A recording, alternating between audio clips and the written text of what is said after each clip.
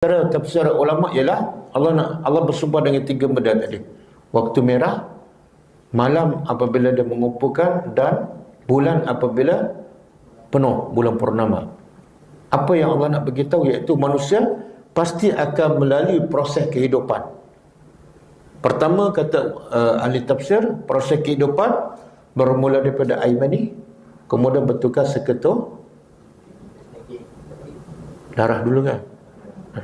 Lepas tu daging, lepas tu tulang, lepas tu ditiup roh, kemudian keluar ke dunia, kemudian merangkak, kemudian berjalan, kemudian sekolah, lepas tu masuk universiti, lepas tu bekerja di RB ya.